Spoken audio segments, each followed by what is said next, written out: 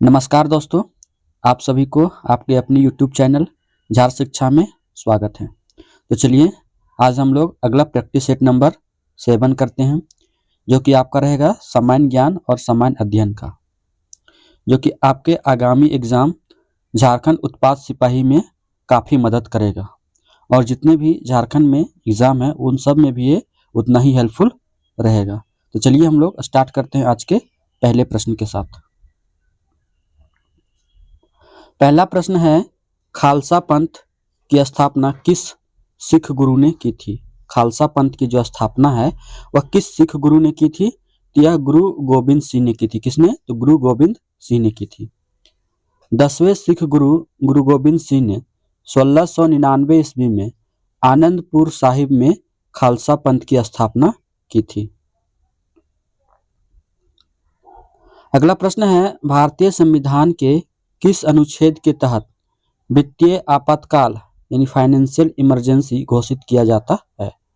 तो अनुच्छेद 360 के तहत वित्तीय आपातकाल यानी फाइनेंशियल इमरजेंसी जो है वह घोषित किया जाता है। 352 में राष्ट्रीय आपातकाल और 356 में राष्ट्रपति शासन लागू किया जाता है। अनुच्छेद 360 राष्ट्रपति को वित्तीय स्थिरता या साख को खतरा होने पर वित्तीय आपातकाल घोषित करने की शक्ति देता है। भारत में अभी तक यह आपातकाल कभी नहीं लगाया गया है। जो वित्तीय आपातकाल है वो भारत में अभी तक एक बार भी नहीं लगा है।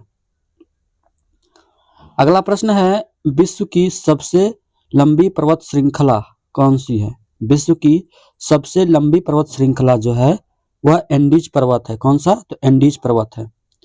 एंडीज पर्वत दक्षिण अमेरिका के पश्चिमी तट पर स्थित है और यह दुनिया की सबसे लंबी महाद्वीपीय पर्वत श्रृंखला है।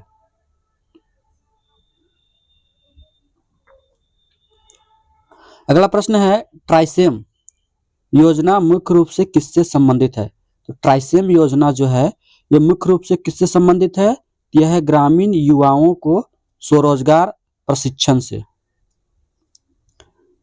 ट्राइसेम जिसका फुल फॉर्म है training of rural youth for self employment योजना 1979 यानी 1979 में ग्रामीण क्षेत्रों के युवाओं को रोजगार के लिए प्रशिक्षण देने हेतु शुरू की गई थी।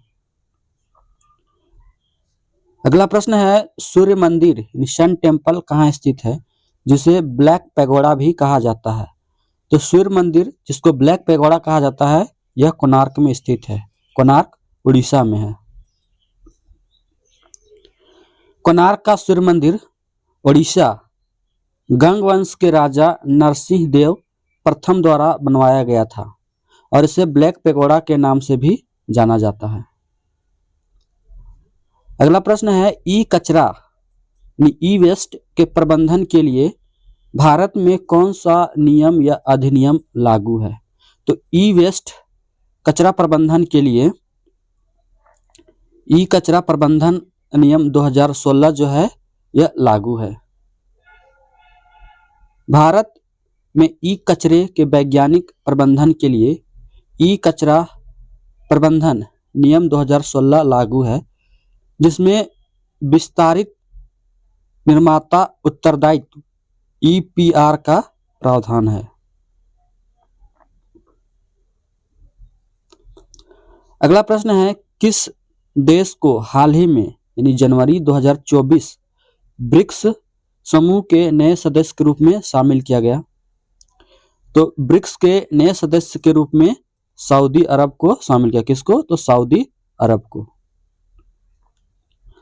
जनवरी 2024 में सऊदी अरब अन्य 4 देशों मिस्र, इथोपिया, ईरान और संयुक्त अरब अमीरात के साथ ब्रिक्स समूह के नए सदस्य के रूप में औपचारिक रूप से शामिल हुआ। इंडोनेशिया को 2025 की शुरुआत में ब्रिक्स का पूर्ण सदस्य बनाया। किसको? तो 2025 में इंडोनेशिया को पूर्ण रूप से ब्रिक्स का सदस्य बनाया गया। इस प्रकार अभी वर्तमान में ब्रिक्स में कुल सदस्य देशों की संख्या 10 हो गई है। अगला प्रश्न है, द्वितीय अशोक सेकेंड अशोका के नाम से किस शासक को जाना जाता है? तो कनिष्क को द्वितीय अशोक के नाम से जाना जाता है। कुषाण वंश के शासक कनिष्क को उनकी विजयों और बौद्ध धर्म के प्रचार के कारण द्वितीय अशोक कहा जाता है। अगला प्रश्न है, अंतरराज्यीय परिषद इंटर स्टेट काउंसिल की स्थापना का प्रावधान किस भारतीय संविधान के अनुच्छेद में है? तो इंटर स्टेट काउंसिल का प्रावधान जो है ये अनुच्छेद 263 में है। कितना? तो 263 में है। अनुच्छेद 263 केंद्र और राज्यों के बीच समन्वय स्थापित करने के लिए राष्ट्रपति को अंतरराज्यीय परिषद की स्थापना का प्रावधान करने की शक्ति देता है।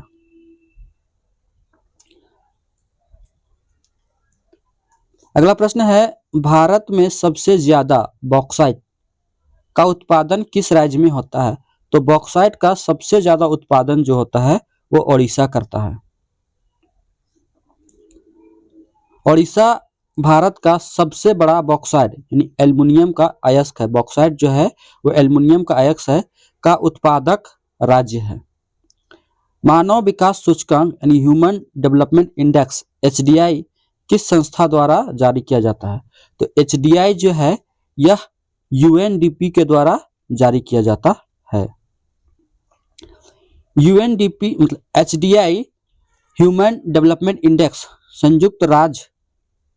संयुक्त राष्ट्र विकास कार्यक्रम यानी UNDP द्वारा जारी किया जाता है, जो स्वास्थ्य, शिक्षा और जीवन स्तर को मापता है। UNDP द्वारा मई 2025 में जारी मानव विकास रिपोर्ट 2025 के अनुसार भारत 193 देशों में 130वें स्थान पर है। कितना है? तो भारत जो है 193 देशों में 130वें स्थान पर है। इस सूचकांक में आइसलैंड पहले स्थान पर, उसके बाद नॉर्वे और फिर फिनलैंड है। रिपोर्ट का जो शीर्षक था वह था एक चुनाव का मामला, AI के युग में लोग और संभावनाएं। क्या है? तो एक चुनाव का मामला, AI के युग में लोग और संभावनाएं। अगला प्रश्न है, अंतर्राष्ट्रीय न्यायालय इंटरनेशनल कोर्ट ऑफ जस्टिस का मुख्यालय कहाँ स्थित है? तो इंटरनेशनल कोर्ट ऑफ जस्टिस का मुख्यालय जो है द हेग नीदरलैंड में स्थित है। कहाँ? तो द हेग नीदरलैंड में स्थित है। अगला प्रश्न है, टाइगर रिजर्व में बाघों की संख्या की गणना के लिए किस विधि का प्रयोग किया जाता है? तो टाइगर की गणना के लिए पग मार्क विधि और कैमरा ट्रैपिंग का प्रयोग किया जाता है। किसका? तो पग मार्क विधि और कैमरा ट्रैपिंग का। बाघों की संख्या आकलन मुख्य रूप से कैमरा ट्रैपिंग और उनके पैरों के निशान यानी पग मार्क के विश्लेषण से किया जाता है। अगला प्रश्न है, भारत में महिला आरक्षण अधिनियम, जिसको नारी शक्ति वंदन अधिनियम कहा जाता है, कब लागू हुआ? तो ये जो अधिनियम है ये 2023 में लागू हुआ।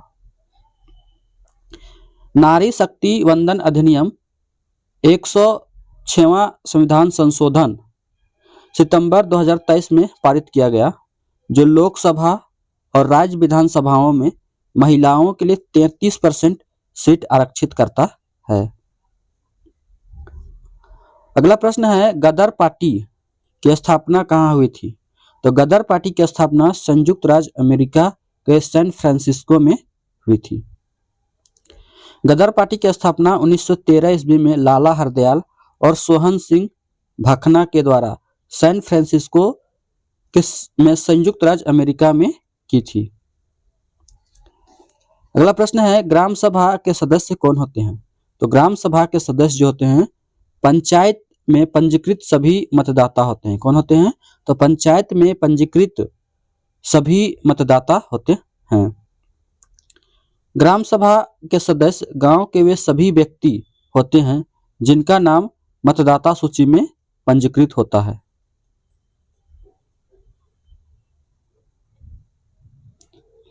अगला प्रश्न है, सुंडा गर्त किस महासागर में स्थित है?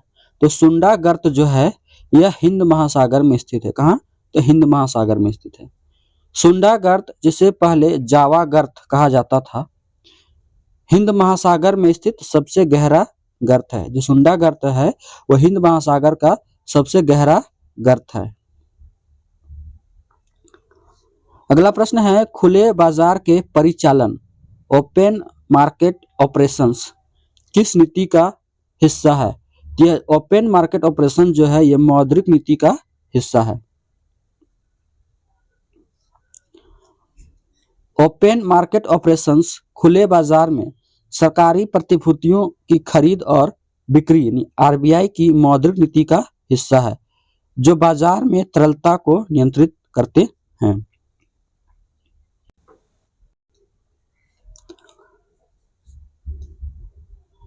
अगला प्रश्न है, चेरी ब्लॉसम फेस्टिवल भारत के किस राज्य में मनाया जाता है?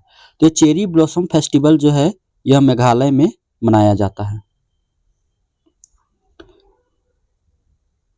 अंतर्राष्ट्रीय चेरी ब्लॉसम फेस्टिवल प्रतिवर्ष शिलोंग मेघालय में मनाया जाता है। अगला प्रश्न है, विश्व जल दिवस वर्ल्ड वाटर डे प्रतिवर्ष कब मनाया जाता है? तो विश्व जल दिवस जो है यह प्रतिवर्ष 22 मार्च को मनाया जाता है। संयुक्त राष्ट्र द्वारा 22 मार्च को प्रतिवर्ष विश्व जल दिवस मनाया जाता है। अगला प्रश्न है, वेदों की ओर लौटो go back to the Vedas का नारा किसने दिया? तो वेदों की ओर लौटो का नारा जो है स्वामी दयानंद सरस्वती ने दिया। यह नारा आर्य समाज के संस्थापक स्वामी दयानंद सरस्वती ने दिया था। अगला प्रश्न है, जीरो आवर भारतीय संसदीय प्रणाली में किस देश का योगदान है? तो जो जीरो आवर है यह है भारत का ही, यानी कि जीरो आवर जो है भारतीय संसदीय प्रणाली का खुद का है, ये किसी देश से ग्रहण नहीं किया गया है। जीरो आवर यानी शून्यकाल भारतीय संसदीय प्रक्रिया में 1962 से चलन में आया एक अनौपचारिक नवाचार है और पूरी तरह से भारतीय देन है।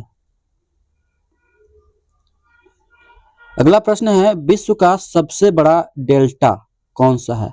तो विश्व का सबसे बड़ा डेल्टा जो है यह गंगा ब्रह्मपुत्र डेल्टा सुंदरबन डेल्टा है। गंगा ब्रह्मपुत्र डेल्टा विश्व का सबसे बड़ा नदी डेल्टा है। क्या है? तो नदी डेल्टा है।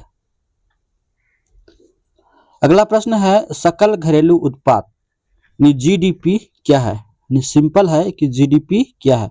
तो जीडीपी जो होता है वो एक वर्ष में देश के सीमाओं के भीतर उत्पादित अंतिम वस्तुओं और सेवाओं का कुल मूल्य होता है। जीडीपी जो होता है तो एक वर्ष के अंदर देश के सीमाओं के अंदर उत्पादित अंतिम वस्तुओं और सेवाओं के मूल्य को जीडीपी कहा जाता है।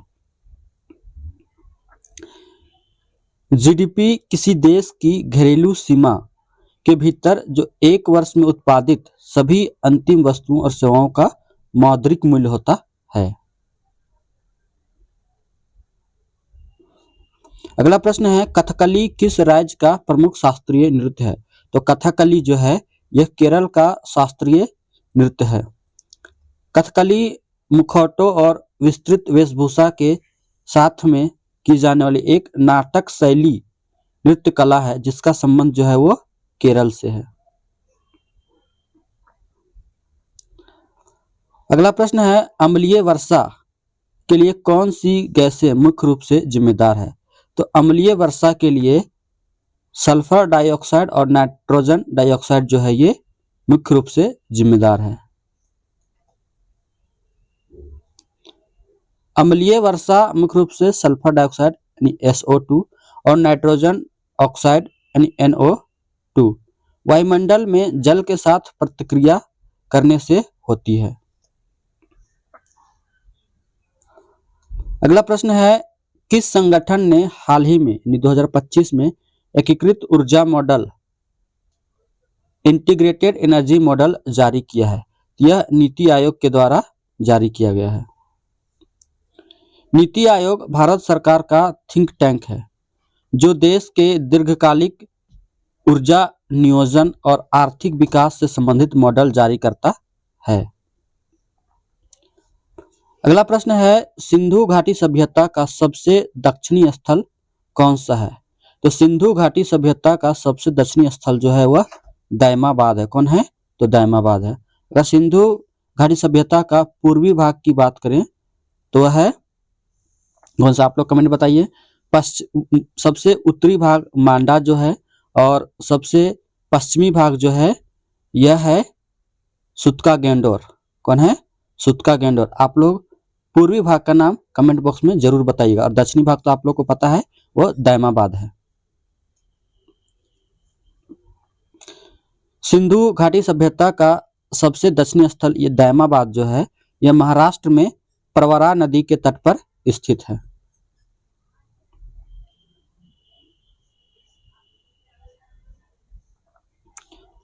अगला प्रश्न है, भारतीय संविधान के किस अनुच्छेद में अल्पसंख्यकों के हितों का संरक्षण का प्रावधान है?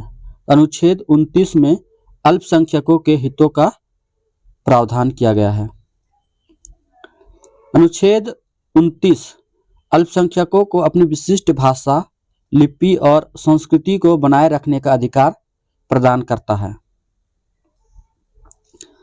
अगला प्रश्न है, वायुमंडल में ग्रीन हाउस प्रभाव, ग्रीन हाउस इफेक्ट का मुख्य कारण क्या है? तो इसका मुख्य कारण है जलवाष्प और CO2। क्या है? तो जलवाष्प और CO2 है। वायुमंडल में जलवाष्प और कार्बन डाइऑक्साइड जैसी ग्रीनहाउस गैसें पृथ्वी की ऊष्मा को अवशोषित कर ग्रीन हाउस पैदा करती है, यानी कि गर्माहट पैदा करती है।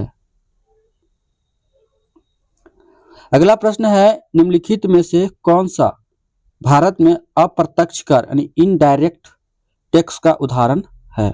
तो GST जो है यह एक प्रकार का अप्रत्यक्ष कर यानी कि इनडायरेक्ट टैक्स है। वस्तु एवं सेवा कर जिसे GST कहा जाता है एक अप्रत्यक्ष कर है क्योंकि इसका भार अंतिम उपभोक्ता पर पड़ता है, जबकि अन्य विकल्प प्रत्यक्ष कर है। यानी प्रत्यक्ष कर में कौन कौन आ गए हैं? तो इनकम टैक्स, निगम कर और संपत्ति कर, ये तीनों जो हैं ये प्रत्यक्ष कर है यानी कि डायरेक्ट टैक्स है। अगला प्रश्न है, विश्व व्यापार संगठन यानी WTO का मुख्यालय कहाँ स्थित है?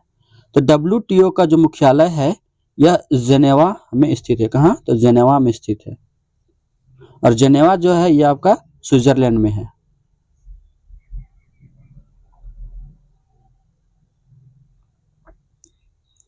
अगला प्रश्न है, चिपको आंदोलन, चिपको मूवमेंट का संबंध जो है वो किस भारतीय राज्य से है? तो चिपको आंदोलन का जो संबंध है ये उत्तराखंड से है। तत्कालीन में यह उत्तराखंड जो है अभी मतलब उस समय में ये उत्तर प्रदेश से था।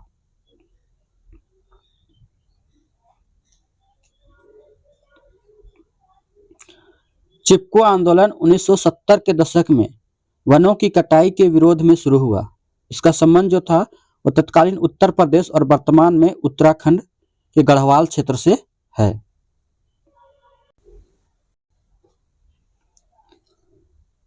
अगला प्रश्न है, किस भारतीय खिलाड़ी को Laureus world sportsman of the year 2024 के लिए नामित किया गया था? तो किसे नामित किया गया था?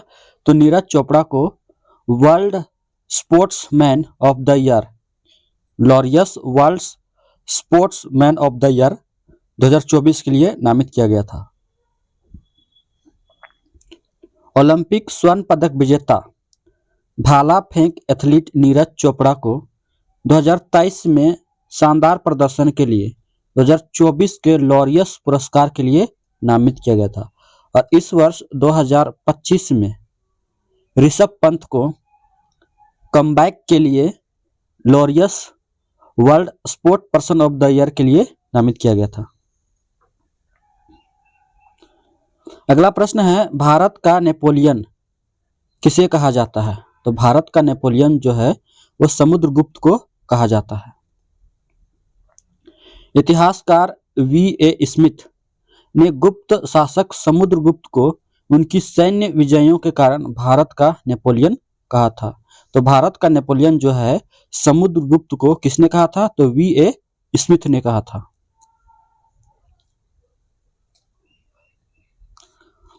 अगला प्रश्न है, भारतीय संविधान में अवशिष्ट शक्तियां रेसिड्यूरी पावर जो है वो किसे सौंपी गई है?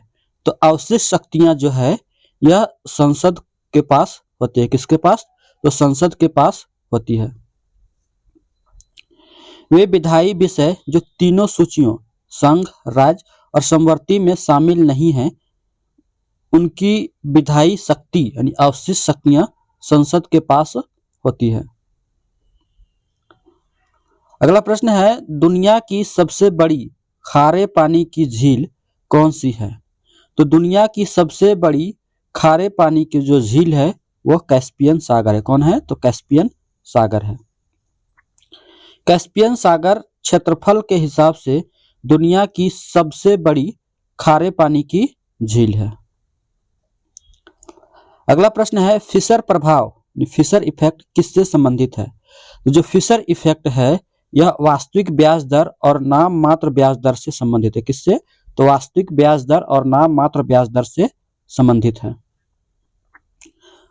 फिशर प्रभाव यह बताता है कि नाम मात्र ब्याज दर वास्तविक ब्याज दर और मुद्रास्फीति दर का योग होती है। क्या होती है? तो नाम मात्र ब्याज दर जो है वह वास्तविक ब्याज दर और मुद्रास्फीति दर का योग होती है। अगला प्रश्न है, इंदिरा गांधी गोल्ड कप किस खेल से संबंधित है? तो इंदिरा गांधी गोल्ड कप जो है यह हॉकी से संबंधित है। इंदिरा गांधी गोल्ड कप जो है वो महिलाओं के अंतर्राष्ट्रीय हॉकी टूर्नामेंट से संबंधित है। किससे? तो महिलाओं के अंतर्राष्ट्रीय हॉकी टूर्नामेंट से संबंधित है। और लास्ट क्वेश्चन है कि ब्लैक कार्बन किसका एक रूप है? तो ब्लैक कार्बन जो है ये कणिका पदार्थ यानी पार्टिकुलेट मैटर का एक रूप है। किसका? तो पार्टिकुलेट मैटर का। ब्लैक कार्बन जिसे कालिक अपूर्ण दहन से उत्पन्न होने वाला कणिका पदार्थ PM2.5 का एक घटक है जो वायुमंडल जो जलवायु परिवर्तन को प्रभावित करता है। किसको? तो जलवायु परिवर्तन को प्रभावित करता है। और हम लोग आज एक अलग से टॉपिक देखेंगे, विभिन्न महत्वपूर्ण वैश्विक सूचकांकों में भारत की रैंक 2025 में क्या क्या है। तो सबसे पहला है वैश्विक नवाचार सूचकांक जिसको ग्लोबल इनोवेशन इंडेक्स कहा जाता है। 2025 में भारत की रैंक जो है वह 38वें स्थान पर है। इसे विपो के द्वारा जारी किया जाता है जिसमें भारत 139 अर्थव्यवस्थाओं में 38वें स्थान पर है। दूसरा है मानव विकास सूचकांक यानी ह्यूमन डेवलपमेंट इंडेक्स। इसे UNDP के द्वारा जारी किया जाता है और भारत 193 देशों में 130वें स्थान पर है। अगला है विश्व प्रेस स्वतंत्रता सूचकांक जिसे रिपोर्टर्स विदाउट बॉर्डर्स यानी RSF द्वारा जारी किया जाता है और भारत 180 देशों में 151वें स्थान पर है। अगला है आर्थिक स्वतंत्रता सूचकांक index of economic freedom. Bharat 176 देशों में 128वें स्थान पर है। इसे अधिकांशतः अस्वतंत्र श्रेणी में रखा गया है। अगला है वैश्विक लैंगिक अंतराल report global gender gap report 2025। इसे विश्व आर्थिक मंच यानी कि वर्ल्ड इकोनॉमिक फोरम के द्वारा जारी किया जाता है। भारत 148 देशों में 131वें स्थान पर है। अगला है वैश्विक शांति सूचकांक ग्लोबल पीस इंडेक्स। भारत जो है इस सूचकांक में 115वां स्थान पे है। अगला है सतत विकास लक्ष्य सूचकांक SDG इंडेक्स। संयुक्त राष्ट्र सतत विकास समाधान नेटवर्क इसे जारी करता है और भारत जो है 167 देशों में 99th स्थान पर यानी कि 99वां स्थान पर है। अगला है वैश्विक मारक क्षमता सूचकांक ग्लोबल फायर पावर इंडेक्स। इसमें भारत जो है सैन्य ताकत के मामले में चौथे स्थान पर है। अगला है विश्व GDP ranking, world GDP ranking. IMF के डेटा के अनुसार भारत जो है जापान को पीछे छोड़ते हुए चौथे स्थान पर आ गया है। दोस्तों, अगर ये वीडियो आप लोग को अच्छी लग रही हो तो वीडियो को लाइक, शेयर और अपने जो भी इस चैनल में नए हैं वो चैनल को जरूर से जरूर सब्सक्राइब करें। आप लोग टेलीग्राम के लिए मतलब पीडीएफ के लिए टेलीग्राम ग्रुप से ज्वाइन हो सकते हैं, जिसका ये है @झारशिक्षा.com है। इसको जाके टेलीग्राम में सर्च कीजिएगा तो आपको डायरेक्ट मिल जाएगा, या फिर नहीं तो आपको वीडियो के डिस्क्रिप्शन में इसका डायरेक्ट लिंक है, वहां से भी आप लोग डायरेक्ट इसमें जुड़ सकते हैं और इस लेक्चर का फ्री पीडीएफ प्राप्त कर सकते हैं। तो ये वीडियो देखने के लिए आप सभी को धन्यवाद। जय हिंद, जय भारत, जय जोहार, जय झारखंड।